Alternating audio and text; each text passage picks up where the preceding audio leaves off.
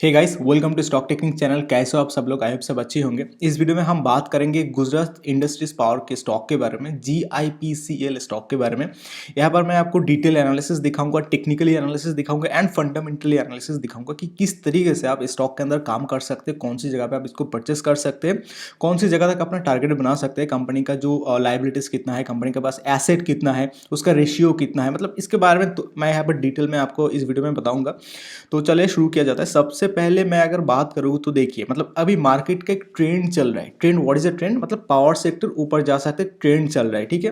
तो उस हिसाब से अगर देखा जाए तो एज ए कोई भी पावर सेक्टर ऊपर जा सकता है, एक प्रोबेबिलिटी है, लेकिन वहां पर तो हमको एक ट्रेंड की डायरेक्शन पे चलना पड़ेगा, टेक्निकली एनालिसिस करके चलना पड़ेगा, फंडामेंटली एनालिसिस करके चलना पड़ेगा। जैसे कि ये वाला जो स्टॉक है कहीं ना कहीं डाउन फेज में चल रहा था 2018 से, ठीक है। आप यहाँ पर देख सकते हैं 2018 के बाद एकदम डाउन फेज में चल रहा था, लेकिन फिलहाल फिर से एक नया ट्रेंड की डायरेक्शन पे उठ रहा है। आप अगर आप यहाँ पर देखेंगे तो आप यहाँ पर देख सकते हैं कि इस जगह से स्टॉक ने कहीं ना कहीं फिर से एक ऊपर की तरफ मूवमेंट ले रहा है, ऐसा हमको लग रहा है।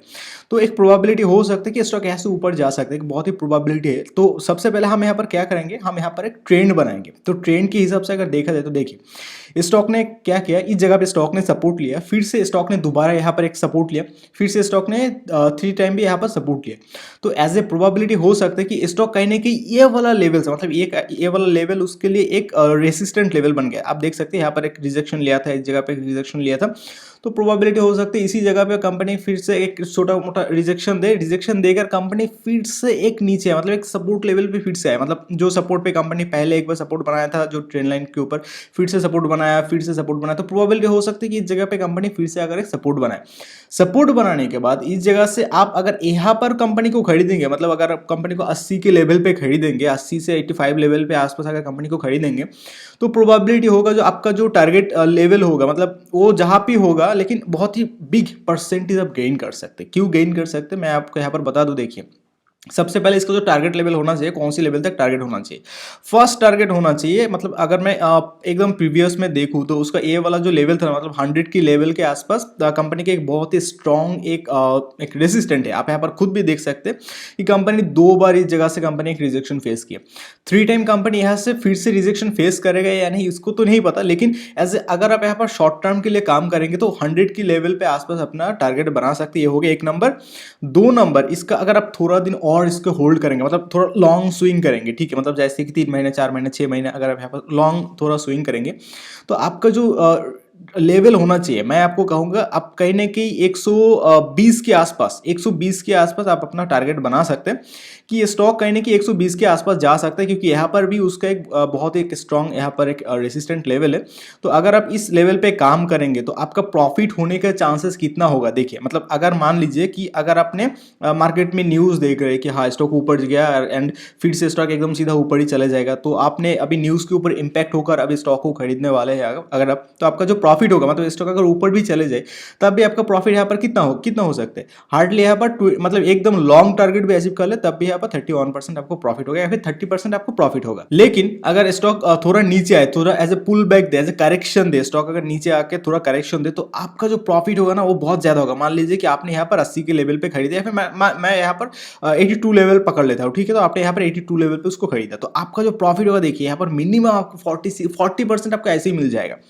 तो एज ए प्रोबेबिलिटी कंपनी ऊपर जा सकता है। टेक्निकली हम यहाँ पर देख सकते हैं कि बार बार एक ही जगह पे सपोर्ट ले रहा है, मतलब पास्ट में भी उसका एक रिजेक्शन था, वहां से उसने फिर से दोबारा मतलब एक रिजेक्शन लेकर नीचे आया। तो एज ए प्रोबेबिलिटी हो सकती है फिर से एक सपोर्ट लेकर कंपनी ऊपर जा सकता है। टेक्निकली प्राइस एक्शन के मुताबिक अगर देखा जाए तो स्टॉक इज कहीं ना कहीं अच्छा है, अभी ऊपर जा सकते हैं, बहुत ही हाई चांस है।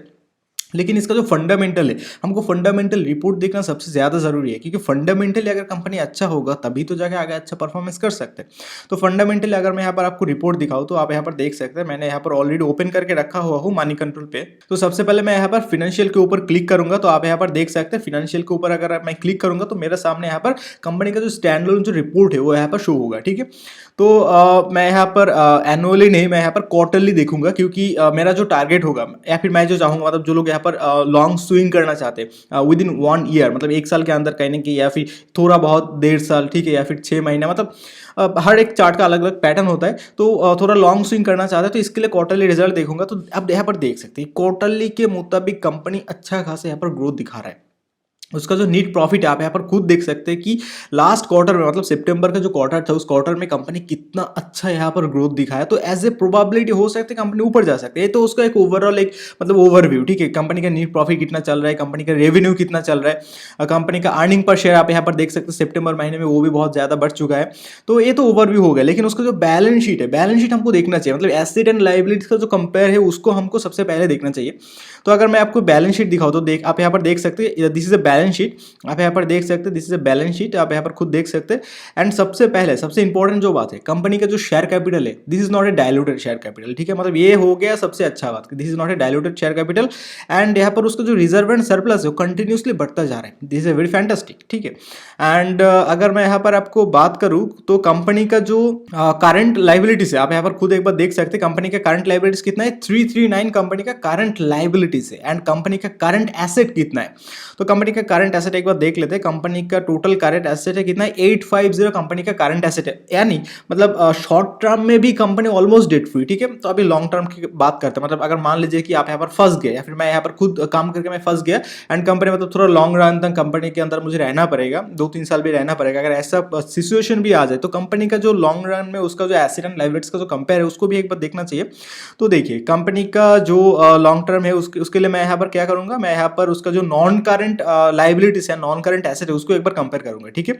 तो सबसे पहले मैं यहाँ पर देख लेता हूँ कंपनी का जो टोटल नॉन करंट लाइबिलिटीज कितना है, 922 उसका नॉन करंट लाइबिलिटीज है, ठीक है, 922 इसका लॉन्ग करंट लाइबिलिटीज है। एंड अगर इसका जो नॉन करंट एसेट है उसको अगर मैं यहाँ पर एक बार देखूँ तो आप यहाँ पर खुद देख सकते हैं कंपनी का जो नॉन करंट एसेट, एक मिनट, ये देखिए आप यहाँ पर देख सकते हैं, this total non current asset, company का नॉन करंट एसेट कितना है, 3375, मतलब company total debt free, company के पास कोई कर्जा वर्जा ऐसा कुछ है नहीं, कंपनी टोटल डेट फ्री, मतलब अगर कुछ प्रॉब्लम हो भी गया तब भी वो उसका मतलब जो एसेट है उसको सेल करके भी कंपनी मतलब चुका सकता है। एंड आगे चल के मतलब अभी जो प्रेजेंट टाइम चल रहा है इस समय मैंने सबसे पहले आपको बता दिया कि पावर सेक्टर के अंदर एक ग्रोथ आ रहा है, तो प्रोबेबिलिटी यही होगा कि स्टॉक मतलब एकदम तेजी से ऊपर जा सकता है, ठीक है। तो ऐसे लगता है कि स्टॉक ऊपर जा सकता है, बहुत एक हाई चांस है। एंड मैं यहाँ पर स्क्रीनर के ऊपर अगर दिखा दूँ तो आप यहाँ पर देख सकते हैं इसका जो प्रोमोटर होल्डिंग है वो 55.7% इसका प्रोमोटर होल्डिंग है, इसका अर्निंग पर शेयर है 10.9 इसका अर्निंग पर शेयर है, मतलब ये बहुत ही अच्छा है। एंड अगर मैं इसको देखा तो ROCE, return on capital employed, मतलब दिस इज वेरी फैंटास्टिक, तो मतलब ये मुझे सबसे ज़्यादा पसंद आता है कि अगर उसका रिटर्न ऑन कैपिटल एम्प्लॉयड अगर अच्छा हो तो कहीं ना कहीं एक प्रोबेबिलिटी हो सकता है कि कंपनी जो भी कंपनी के पास सोयल थे, जो भी चीज़ है मतलब कंपनी उसको मॉडिफाई करके अच्छा मुनाफा कमा सकता है। तो आप यहाँ पर देख सकते हो उसका जो ROC है 9.5 है, उसका ROCE है, तो यहाँ पर सब कुछ यहाँ पर दिया हुआ है। एंड कंपनी स्टॉक का जो पी है वो 8.40 उसका पी है, एंड इंडस्ट्री का जो पी है वो 38.5 है, मतलब कंपनी एज ऊपर जा सकते हैं, प्रोबेबिलिटी यहाँ पर दिखा रहा है, मतलब फंडामेंटली कंपनी ठीक ठाक लग रहा है, ठीक है। अभी टेक्निकली अगर की बात करें तो टेक्निकली भी कंपनी यहाँ पर कहीं ना कहीं ठीक लग रहा है। तो देखिए सबसे पहले आपको यहाँ पर पेशेंसली काम करना पड़ेगा, मार्केट के अंदर न्यूज़ फैल गया कि स्टॉक परचेस कर लो, स्टॉक परचेस कर लो, लेकिन अभी परचेस नहीं करना है, अभी क्या करना है, अभी बैठा रहना है कि स्टॉक एक पुल बैक दे, करेक्शन मूवमेंट पे आए, तो करेक्शन पे जब आएगा थोड़ा लोग यहाँ पर मतलब सेल करके बाहर निकल जाएगा, ठीक है। मतलब देखिए अब अगर कहीं ना कहीं लोग यहाँ पर बहुत सारे लोग यहाँ पर इन्वेस्टमेंट किया होंगे तो वो लोग यहाँ पर जब 10% 11% नुकसान देखेंगे तो बहुत सारे लोग यहाँ से बाहर निकल जाएंगे, ठीक है। तब जाके जो इन्वेस्टर्स लोग हैं वो यहाँ पर कूदेंगे। तो मैं भी खुद यहाँ पर मतलब ऐसे ही जाके मैं यहाँ पर काम करता हूँ, तो मुझे ऐसा लगता है कि गुजरात इंडस्ट्रीज पावर ऊपर जा सकता है, आप यहाँ पर काम कर सकते हैं। मैं इनफैक्ट मैं खुद भी यहाँ पर काम करूंगा, लेकिन अपने स्ट्रेटेजी के अंदर आने के बाद ही मैं काम करूंगा। अगर आप यहाँ पर काम करना चाहते हैं तो आप पेशेंसली काम कीजिए, वेट करके मतलब अपने प्राइस रेंज के अंदर स्टॉक आए फिर जगह आप काम कीजिए, ठीक है। तो फिर आपको प्रॉफिट होने का चांसेस बहुत ज्यादा बढ़ जाएगा। एंड अगर आपको मेरा वीडियो अच्छा लगता है तो आप मेरा चैनल को सब्सक्राइब कर सकते हैं, लाइक कर सकते हैं, कुछ भी कॉमेंट कर सकते हैं, वीडियो को आप दूसरे लोगों के साथ शेयर भी कर सकते हैं। एंड अगर आपको हमारा वीडियो बहुत ज्यादा अच्छा लगता है तो आप हमें गूगल पे रेटिंग भी कर सकते हैं, डिस्क्रिप्शन पे लिंक दिया हुआ है, तो गूगल पे आप हमें 5 स्टार रेटिंग भी कर सकते हैं। एंड अगर आप स्टॉक मार्केट के बारे में डिटेल में सीखना चाहते हैं तो आप हमारा वेबसाइट विजिट कर सकते हैं, वहां पर डिटेल में मतलब टेक्निकली फंडामेंटली कौन से टाइम पे किस तरह के डिसीजन लेना चाहिए, कैसे कम करना चाहिए, मतलब प्राइस एक्शन जो भी चीज़ है टेक्निकली जो भी चीज़ें सारे के सारे चीज़ एडवांस लेवल पे वहां पर समझाया गया है। तो फिलहाल इस वीडियो में इतना ही कहना चाहूंगा, अपना ख्याल रखना, अपना फैमिली का भी ख्याल रखना, टेक केयर।